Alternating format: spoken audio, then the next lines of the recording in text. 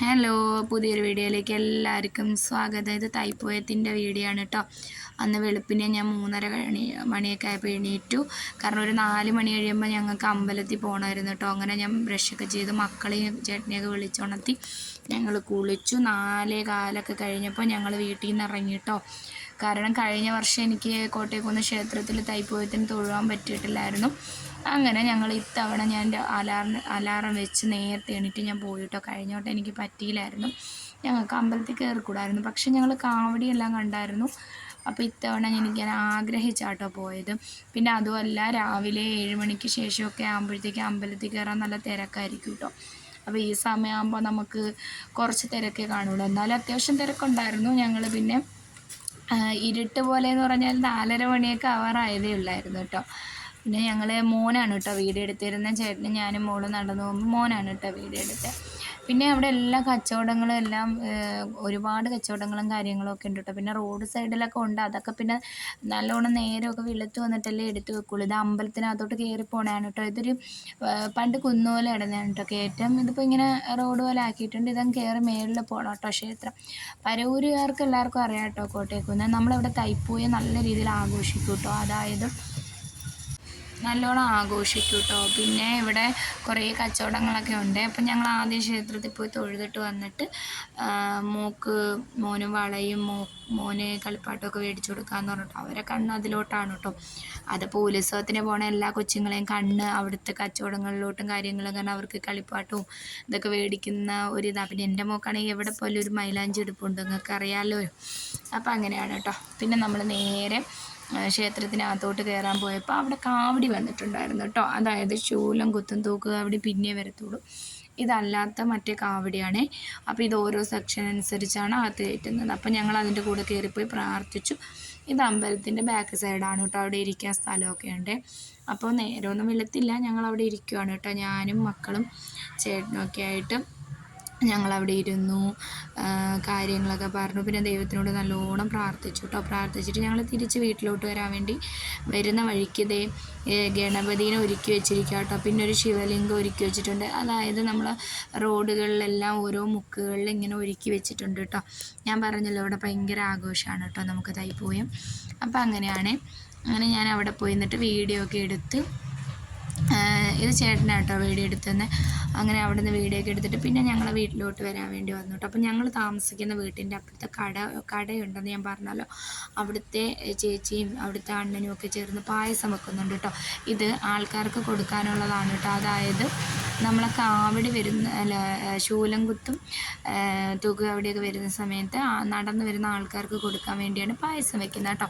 അപ്പോൾ ഇവിടെ ഓരോ സ്ഥലങ്ങളിൽ പായസം, കാപ്പി, പിന്നെന്താ പറയുക, വെള്ളം കലക്കിയതും മോരും വെള്ളം എല്ലാം കൊടുക്കും കേട്ടോ. ആൾക്കാർ ഫ്രീ ആയിട്ട് വരുന്നവർക്ക് കൊടുക്കുന്നത്. അപ്പം നമുക്ക് ക്ഷീണം അറിയത്തില്ല. നമ്മൾ നടന്നു പോണ വഴിക്കൊക്കെ വെള്ളവും കാര്യങ്ങളൊക്കെ കുടിക്കാനുണ്ട് കേട്ടോ. പിന്നെ അത് കഴിഞ്ഞ് വീട്ടിൽ വന്നിട്ട് കുറച്ച് നേരം ഇരുന്ന് കഴിഞ്ഞപ്പോഴത്തേക്ക് ഒരു 8 മണിയൊക്കെ കഴിഞ്ഞു കേട്ടോ. 8 മണിയൊക്കെ കഴിഞ്ഞു. ഓരോ കാവടികളും കാര്യങ്ങളും തൂക്ക് കാവടിയൊക്കെ വരാനുള്ള സമയമായി വന്നു കേട്ടോ.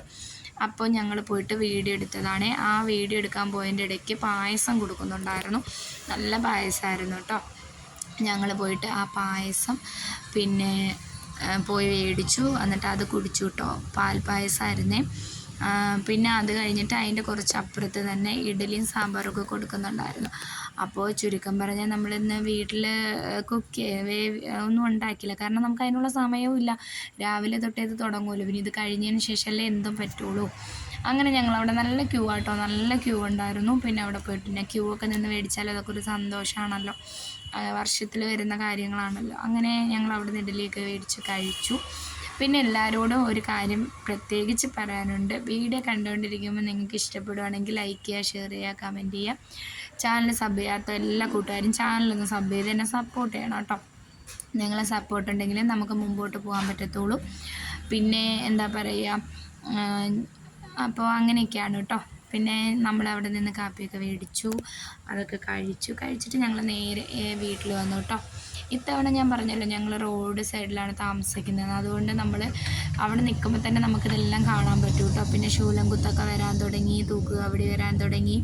അങ്ങനെ പിന്നെ നമ്മൾ കാപ്പിയൊക്കെ കഴിച്ചിട്ട് വന്ന് വീഡിയോ എടുക്കാൻ തുടങ്ങി കേട്ടോ. അന്നേരം ഇതിനെക്കാട്ടി രസമായിട്ട് തോന്നിയെന്തിരുന്നു വെച്ചാൽ ഒരുപാട് പിന്നെ കാവടിയുടെ കൂടെ വരുന്ന പെൺകൊച്ചുങ്ങളും പെൺകുട്ടികളൊക്കെ നല്ലോണം ഡാൻസൊക്കെ ചെയ്ത് നല്ല ആക്റ്റീവായിരുന്നു കേട്ടോ. അപ്പോൾ അതൊക്കെ കാണുമ്പോൾ നമുക്കൊരു രസമാണല്ലോ, എന്താ പറയുക, നല്ല സന്തോഷമായിരുന്നു കേട്ടോ. അപ്പോൾ അങ്ങനെയൊക്കെയാണ്. പിന്നെ ഞാൻ രാവിലെ വീട്ടിൽ വിളക്കെത്തിച്ചിട്ടായിരുന്നു കേട്ടോ ഞാൻ അമ്പലത്തിൽ പോയത്.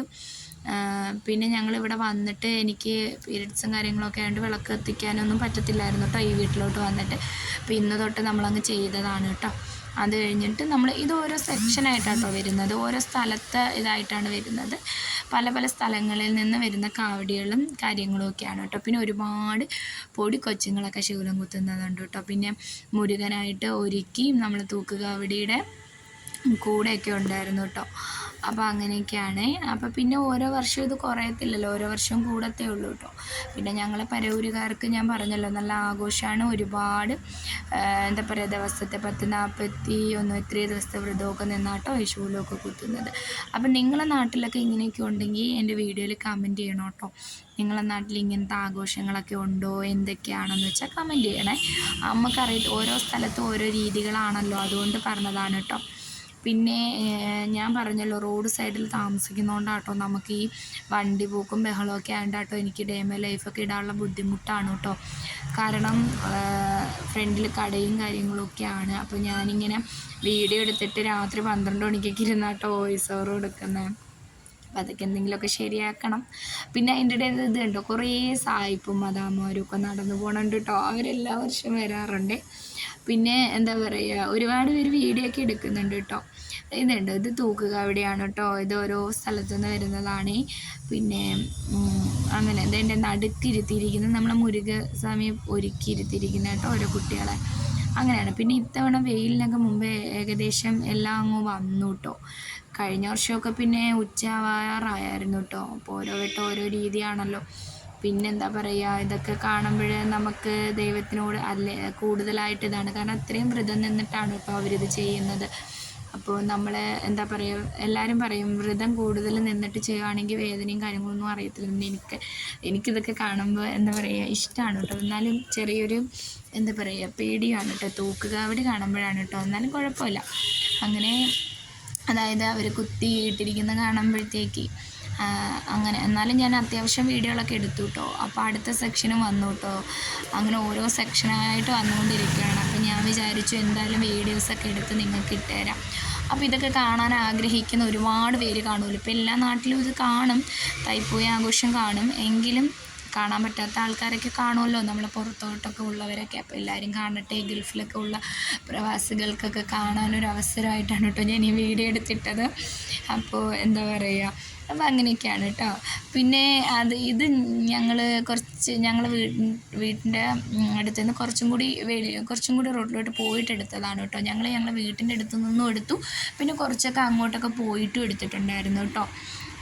അങ്ങനെയാണ്. അപ്പോൾ എന്താ പറയുക, എല്ലാവരോടും ഞാൻ പിന്നെയും പറയുകയാണ്, നമ്മളെ സപ്പോർട്ട് ചെയ്യണം. പിന്നെ നിങ്ങൾ നമ്മുടെ ചാനലൊക്കെ ഒന്ന് സബ് ചെയ്യണം കേട്ടോ. നമുക്ക് നല്ല സബ്ബൊക്കെ കുറവാണ് കേട്ടോ കൂട്ടുകാരെ. അപ്പം നിങ്ങളെയൊക്കെ എന്താ പറയുക സപ്പോർട്ടും പിന്നെ നമ്മുടെ ചാനൽ സബ് ചെയ്യുക. പിന്നെ പരമാവധി നിങ്ങൾക്ക് അറിയാവുന്നവർക്കൊക്കെ നമ്മളെ വീഡിയോകൾ ഷെയർ ചെയ്ത് കൊടുക്കണം കേട്ടോ. ഷെയർ ചെയ്തൊക്കെ കൊടുക്കുമ്പോഴത്തേക്ക് എന്നിട്ട് ഇപ്പം നമ്മളെ ചാനലിൽ സബ്ബൊക്കെ കൂടുമല്ലോ. എന്ന് പറഞ്ഞാൽ എനിക്ക് ഒരുപാട് സ്വപ്നങ്ങളും ലക്ഷ്യങ്ങളൊക്കെ ഉണ്ട് കേട്ടോ. എൻ്റെ ചാനലൊന്ന് രക്ഷപ്പെടണമെന്നും ഒക്കെ ഉണ്ട്. അത്രയും ആഗ്രഹിച്ച് ഞാൻ തുടങ്ങിയ ചാനലാണ് കേട്ടോ. പിന്നെ അത് തടസ്സപ്പെടുത്താനായിട്ട് പലരും നമ്മളെ കൂടുന്നു, പലരും നമുക്കെതിരായിട്ട് നിൽക്കുന്നു. ഞാനതൊന്നും ശ്രദ്ധിക്കാറില്ല. ഞാൻ എൻ്റെ ചാനലായിട്ട് മുമ്പോട്ട് തന്നെ പോകും കേട്ടോ. ഇത് കണ്ടോ, ഒത്തിരി പെൺകുട്ടികൾ കേട്ടോ നല്ല ആക്റ്റീവായിട്ടാട്ടോ അവർ ഡാൻസ് കളിക്കുന്നത്. എനിക്കതൊക്കെ കണ്ടപ്പോൾ ഒരുപാട് ഇഷ്ടം തോന്നി കേട്ടോ. അപ്പോൾ എനിക്ക് ഞാൻ അന്നേരം എൻ്റെ മക്കളോട് പറഞ്ഞു കേട്ടോ, ഇതൊക്കെ കണ്ടോ, ഇങ്ങനെയൊക്കെ വേണം, പുറത്തോട്ടൊക്കെ ഇറങ്ങണം, മടികളൊക്കെ മാറ്റി വയ്ക്കണമെന്നൊക്കെ ഞാൻ മക്കൾക്ക് പറഞ്ഞു കൊടുത്തു കേട്ടോ. പിന്നെ എന്താ പറയുക എന്ന് പറഞ്ഞാൽ ഓരോ പെൺകൊച്ചുങ്ങളെയും ഡാൻസ് കളിയും അവർക്കൊരു സന്തോഷമാണല്ലോ. പിന്നെ അത് കാണുമ്പോൾ നമുക്കൊരു എന്താ പറയുക നല്ല സന്തോഷമാണ് കേട്ടോ.